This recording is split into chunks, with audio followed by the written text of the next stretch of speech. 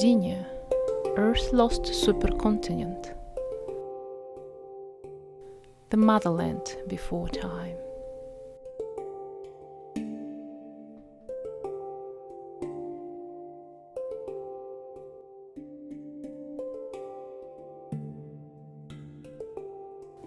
Long before humans and forests, animals, or even plants, our planet was a restless ocean of stone and fire.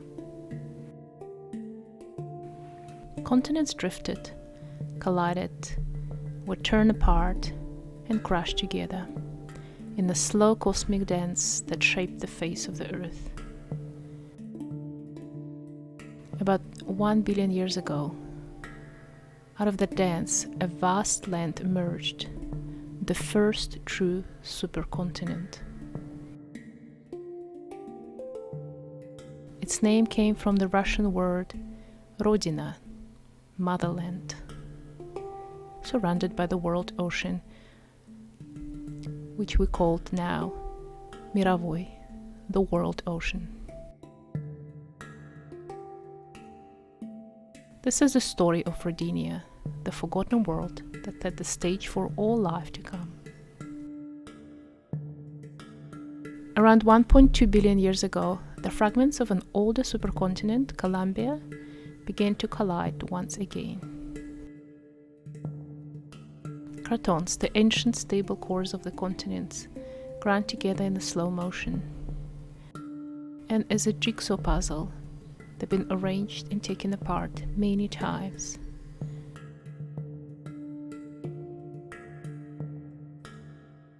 But once, they've been brought together and formed Rodinia, a single immense landmass surrounded by a global ocean known as Mirovia.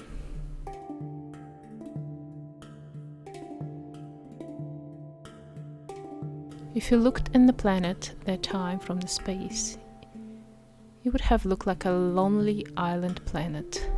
One large island, silent, barren, and vast beyond imagination. The formation of Rodinia was violent. Across the land that one day will become North America, the Granville orogeny forged mountain ranges thousands of kilometers long. In Europe, Africa, and South America, similar collisions left deep scars, the signatures of continents coming together. We could find it now across the cratons around the planet.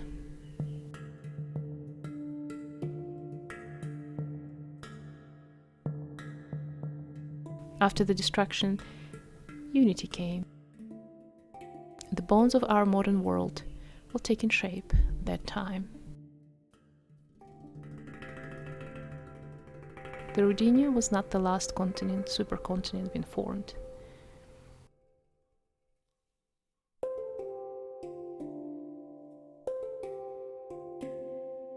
Scientists suggest this arrangement of the land, when all the cratons of the continents come together and form one large continent, happen every 500 million years on our planet.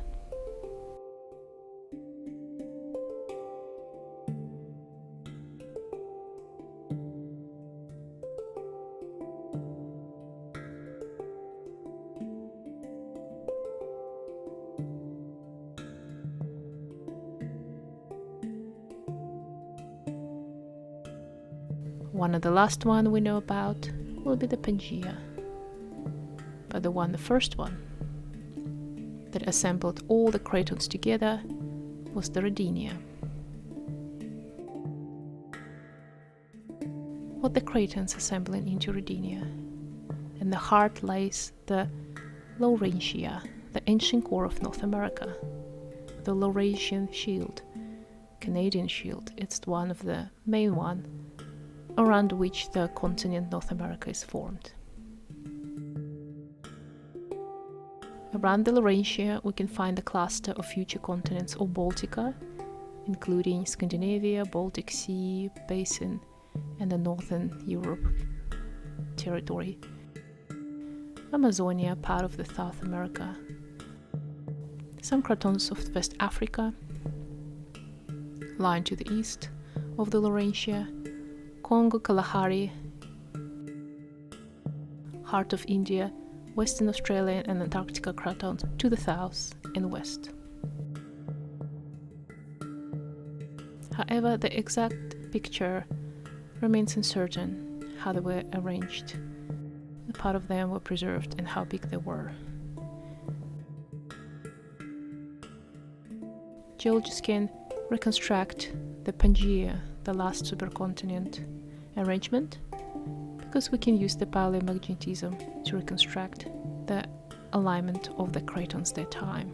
However, the deeper in the past we go, the less information we have. Paleomagnetism will not help us anymore here, how exactly the cratons were arranged.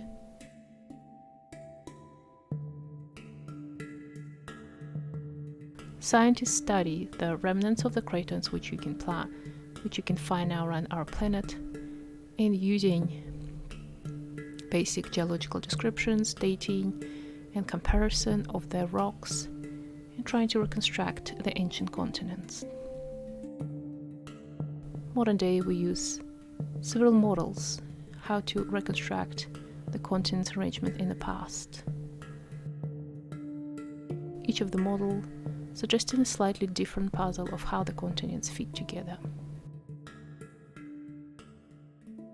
However, the many clues lie in ancient rocks which we can still find on our planet, where magnetic minerals whisper the forgotten direction to us.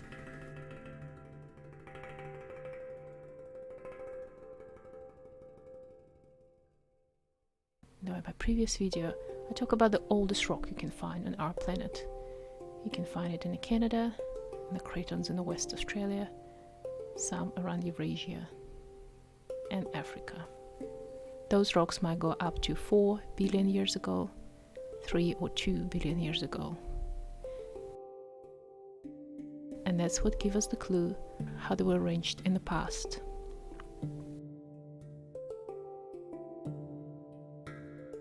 Rodinia's surface was silent. There was no trees, forests, rivers and valleys, as we imagine right now. The continent was a desert of rock under thin, toxic skies. But beneath the ocean waves, the life was abundant. The microscopic organisms, cyanobacteria, quietly was filling the atmosphere with oxygen every day, changing the chemistry of the world for all future life. For 200-300 of millions years, Rodinia stayed like that. And then a massive superplume rose from the planet depth. Although it looked peaceful and quiet on the surface, deep within Earth's mantle, pressure is building and from time to time get released. About 825 million years ago, this superplume, as a surge of molten rock, cracked Rodinia crust apart. Volcanoes started erupting across its surface, and the land stretched and split. Over tens of millions of years, rifts widened into oceans. The Motherland began to break. Part of the Rodinia that were coming across the equator at that time supposedly was most violent, and a lot of shattering of the cratons occurred. The breakup of Rodinia unleashed a cascade of change. New rocks weathered and reacted with the atmosphere, the oceans broadened, and the rains increased. The carbon dioxide levels plummeted and the world began to freeze. It wasn't the first time the Snowball Earth happened. Between 770 and 635 million years ago, Earth entered a deep freeze known as the Cryogenian era of Snowball Earth. Ice started spreading across the continent, even the oceans froze, from the poles to the near equator. The planet started looking like a wide glacial world. Just like in Antarctica today, imagine this landscape all over the globe. planet already experienced this similar snowball effect, and this time it wasn't that long.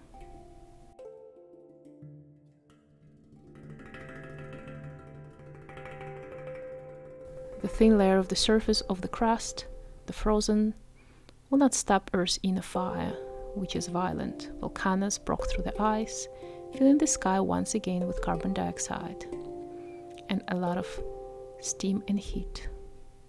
Slowly the ice started melting, oceans returned, but they were renewed and enriched by nutrients from volcanic ash and glacial active runoff. The seas became fertile, life erupted in abundance. And that's one of the reasons why we called Rodinia the Motherland, give the new spike of the birth of the life. The Rodinia fall happened on Ediacaran or Cambrian and Cambrian periods. And that's one of the important breakthrough in the life developing on our planet. And on the planets that developed complex multicellular life as you and me.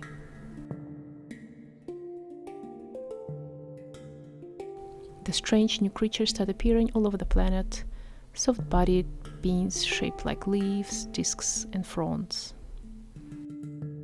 They were all ancestors of the modern animals. They start developing senses, they move frequently, they were looking for the light and nutrition. The evolution of these animals reshaped the Earth's oceans forever. The breakup of the supercontinent had sparked the rise of life.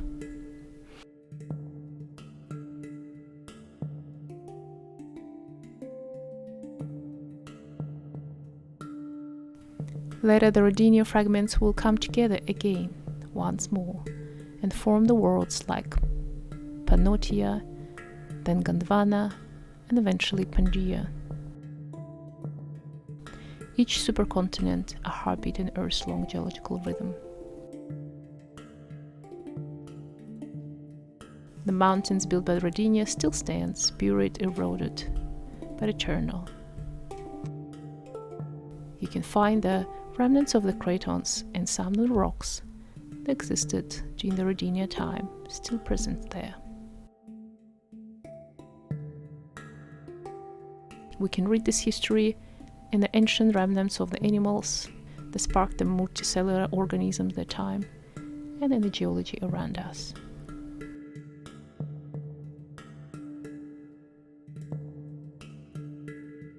Rodinia reminds us of the circle in geology and the planet life. From fire to ice, from silence to life. The eternal circle on our planet.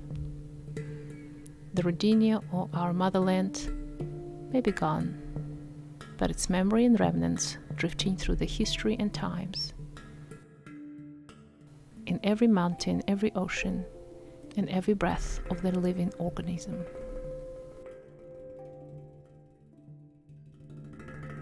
Subscribe and watch my other videos and more detailed discussions on the topics of ancient continents. Thank you for your likes and shares, and I'll see you in my next videos.